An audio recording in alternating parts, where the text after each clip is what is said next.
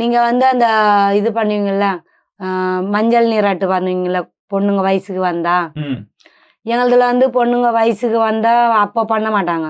கல்யாணம் அப்பதான் கல்யாணத்தன்னைக்கு பண்ணுவாங்க. மஞ்சள் நீராட்டு மாதிரி ஒரு வெள்ளை துணி வாங்கி அதுல பழங்கள் வச்சு இடுப்புல கட்டி விட்டுடுவாங்க. இடுப்புல இடுப்புல அந்த துணியை கட்டி வச்சு அதுல பழங்கள் போட்டு அந்த என்ன சொல்றது, அப்பளம், சாத்துக்குடி, ஆப்பிள், திராட்சை அந்த மாதிரி எல்லாம் போட்டு ஒரு ஒரு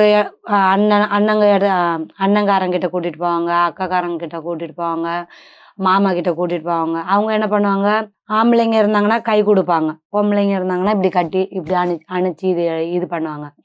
அப்படி பண்ணி அவங்களுக்கு தேவையானது நீ வாங்கி சாப்பிடுமா அப்படின்னு சொல்லிட்டு அந்த அந்த இதுல வைப்பாங்க காசு, இல்லை கையில கொடுப்பாங்க. அவங்க கிட்ட ஆசீர்வாதம் மாதிரி வாங்குவாங்க. வயசு பசங்கன்னா ஆசீர்வாதம் வாங்குவாங்க, கல்யாணம் ஆயிடுச்சுன்னா வாங்க மாட்டாங்க. ஜென்ஸுங்கன்னா அவங்க காலில் விழுந்து ஆசீர்வாதம் வாங்குவாங்க. பெரியவங்க இருந்தால் தான் வாங்குவாங்க, சின்ன பசங்கன்னா வாங்க மாட்டாங்க. அந்த மாதிரி பண்ணி முடிச்சு அதை கட்டி வச்சிடுவாங்க ஒரு நாளுக்கு. மறாவது நாள் வந்து கல்யாணத்துக்கு எல்லாம் ரெடி பண்ணிடுவாங்க. காலையில நைட்டு வந்து ஓபன் பிளேஸ்ல தான் வச்சிடுவாங்க. பாட்டு வைப்பாங்க, இந்த மாதிரி டான்ஸ் எல்லாம் ஆடுவாங்க சின்ன சின்ன பசங்க.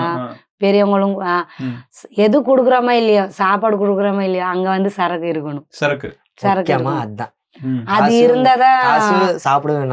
இது மட்டும் தான் சரக்கு இருந்தா அவங்களுக்கு ஒரு ஒயின், அப்படி இல்லைன்னா நம்ம லோக்கல் சரக்கு இருக்கும்ல, அந்த மாதிரி வந்து வாங்கி கொடுத்துடுவோம் நாங்க. ஒரு வீட்டுக்கு ஒரு குடும்பத்துக்கு அது மாதிரி வாங்கி கொடுத்துருவோம். சின்ன பசங்களுக்கு எல்லாம் கிடையாது, பெரியவங்களுக்கு ஹஸ்பண்ட் ஒய்ஃப் அது மாதிரி வாங்கி கொடுத்துருவோம். அவங்களுக்கு நல்லா ஜாலி. குழந்தைங்களுக்கு வந்து கூல் ட்ரிங்க்ஸ் வாங்கி கொடுத்துருவோம், ஒரு பார்ட்டி மாதிரி.